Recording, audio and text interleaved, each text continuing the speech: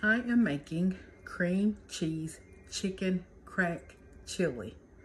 That's a lot of C's, and I hope I didn't just jack that name all up. But this is a recipe that I found on Pinterest, but I made my own adjustments to make it the way that I wanted to make it. So let's just say it's a remix recipe off of Pinterest. So I'm going to show you the ingredients. It's real easy. It's basically like throwing everything in a pot and letting it simmer. I did go ahead and pre-cook my chicken. I ended up using 6 chicken thighs, but you could use a rotisserie chicken and debone it. You could use breast if you want to. I personally like chicken thighs because they're very forgiving and they do not dry out like chicken breasts. So especially for something simmering or something that's going to get more heat, I just prefer thighs. But you can use any type of chicken you want, as long as it's not got skin on it and it's not boned. So yeah, I'm getting a little ahead of myself, but let me show you the ingredients, okay? All right, this is a lot of stuff to try to get in this frame, so I'm probably gonna have to lift it, would be a lot easier. But this is my 6 skinless, boneless chicken thighs. And I baked these in the oven on 375 for about 25 minutes.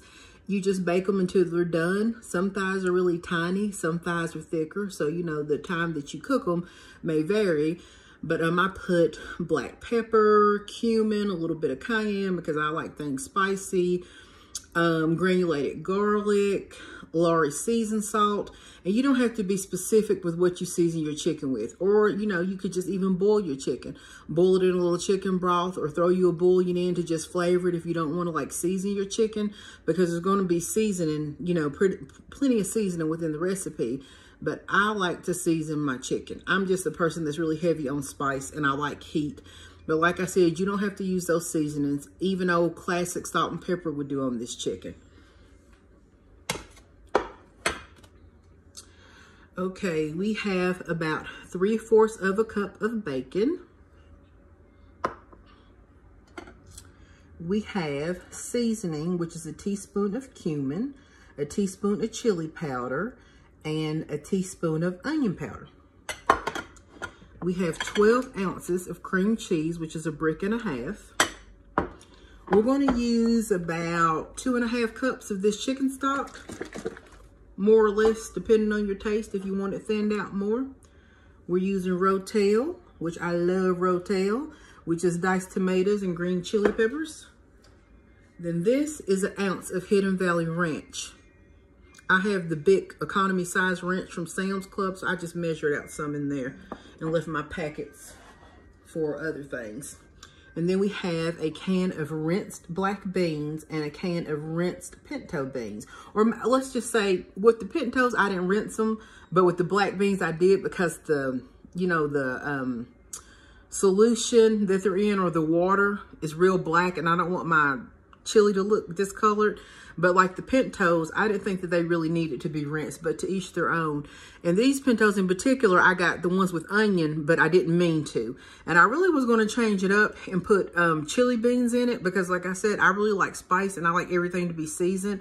But for the purpose of this recipe, I wanted to use what I used last time and what I already have in my typed up recipe. But you can change these beans. If black beans isn't your thing, you don't have to use them. If pintos ain't your thing, you don't have to use them. You can use kidney beans, chili beans, white beans, whatever kind of beans you want to use. Then here we have a cup of cheese. Now, last time I think I used cheddar cheese, but this actually is cheddar cheese. It's like a blend of 4 cheddar cheeses by Saranghetto. But really, you can use any type of cheese. Sharp cheddar, regular cheddar, 4 cheese cheddar, whatever you like. And we have baby gold and white corn, which is the kind that I prefer. I always like the niblets, which is hard to find for some reason. Or I like the white and gold mix, or you can just use plain old sweet corn. And this size bag is a 14.4 ounce. All right, so we're gonna turn this on a medium heat. And I'm gonna start with, for the sake of things not sticking, which this is a non-stick pan, but still, I'm gonna start with my 2.5 cups of chicken broth. I have that on the bottom.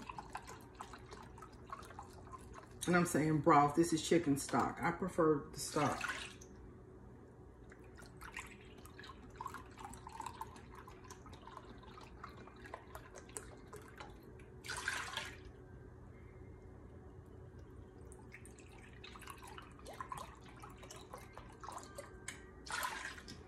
All right, so 2.5 of that. And basically from here on out, everything else is just going to pretty much be dumping. So we'll start with the frozen corn, because I feel like that has to cook a little bit more than the other things. I'm going to turn my heat up just a little bit.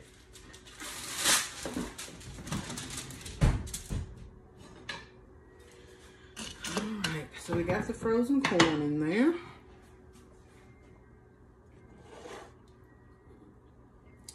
I'm going to go ahead and dump the whole can of Rotel. Remember, that's undrained.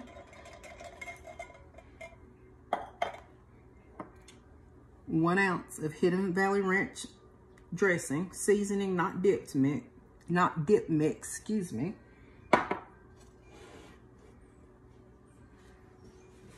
We're going to put our 2 cans of beans. One is black beans, one is pinto. And like I said, you use whatever type of bean you want. I really tend to like chili beans and kidney beans, but this is what I used last time, so I decided to use it today. Like I said, for the sake of the printed recipe, but you all use whatever type of beans you want. Same with cheese. Then we're going to take our teaspoon of cumin, tablespoon of chili powder, and teaspoon of onion powder. Just put that over there on top. So we're basically just going to wait and let this come to a boil. And not necessarily a high boil, but just getting it started cooking.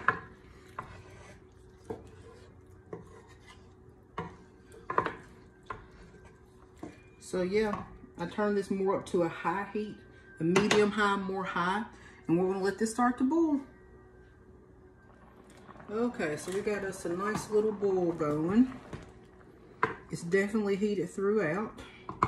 So the next step is going to be to put the 12 ounces of cream cheese in here. I said this is a 1.5 bricks of Philadelphia cream cheese. I'm trying to not splatter myself with it. And I'm one of those people. I want every drop of the food. So now we're going to have to let the cream cheese cook down and get equally distributed. And that should take maybe 3 minutes, maybe 3 to 5. So I'm going to put the lid on this and let this cream cheese incorporate. All right, so I cranked this up a little bit.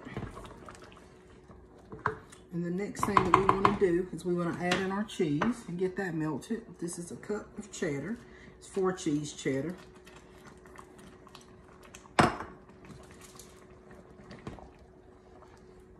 We're just going to gently stir that.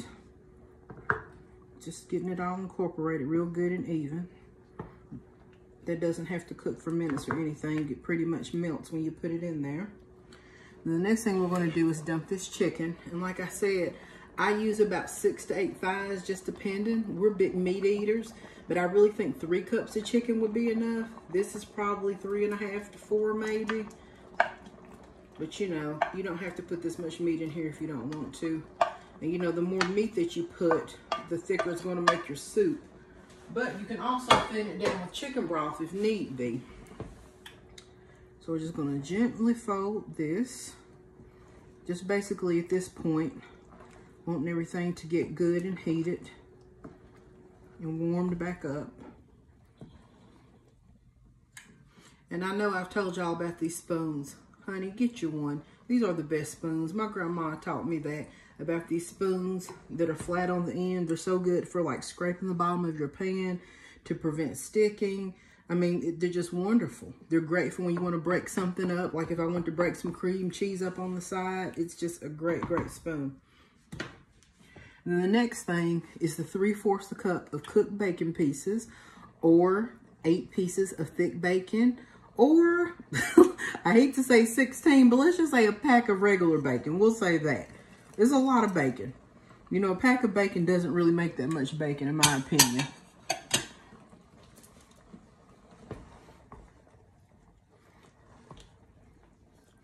And something else that I'm going to do, which is just, you know, my preference. You don't have to do this either. But I like to put a little sprinkle of sugar because I feel like anytime that you have a tomato product, you need sugar to knock down the wang and the bitterness. This is probably about 1.5 teaspoons. I might not use all that. I just want to put a little on the top because if I need more later, I can always add it. So I say I may have put 1 teaspoon, if even that. I see, I just want to gently fold it. And you know, if this is too thick for you, you could add more broth, but I think I'm going to leave it like this. It's going to thicken up some during cooking. And you know, if you have to add broth right before you even eat it, it's fine. But I'm going to let this simmer on a low heat, maybe for about 5-10 minutes, and just let the flavors incorporate. So while this is doing its low simmer thing for 5 to 10 minutes, I'm going to chop up a red onion. You could put, trying to think about toppings. You could use an onion. I'm just happen to be using red. I like red onions because they're pretty, but I typically cook with sweet onions. But something like this for garnish, I tend to like red onions. But I'm going to use red onions. I'm going to use fresh cilantro. I know a lot of people don't like cilantro, but me and my family love it. We're going to use more cheese on top, a sprinkle of cheese. We're going to use sour cream. Me and Maddie love sour cream. Maddie is a sour cream enthusiast. And I also got some store-bought salsa, if anybody wants that. And today I'm going to serve it with tortilla chips. I might whip up some cornbread. I'm not really sure. It's getting kind of late and I'm a little bit behind today. So it may just be tortilla chips. But the cornbread or the tortilla chips is an option if you like that. I think even a grilled cheese would be good with this. I've never had that, but you know, whatever you want, whatever floats your boat. Hey guys, so this has been simmering for about 10 minutes. So let's take the lid off and see what we got.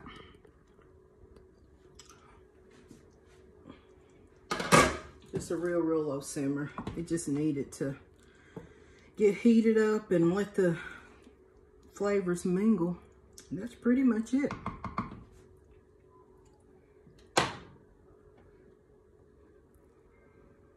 No, that's not the best lighting. Maybe I should turn this around a little bit. Let's try it like here and see maybe. That's a little bit better. But that's it. Cream cheese, crack, chicken, chili. So I can let you guys know how it tastes. And remember, with this and all your food, taste it. See if you think it needs more seasoning. And when I actually sit down to eat, I'm going to put, you know, sour cream on mine and cilantro and all that good stuff and red onions. But this is just it straight out the pot. I just had this little bite cooling, which it still seems pretty hot. So let's taste it and see if it needs anything. This isn't awkward at all.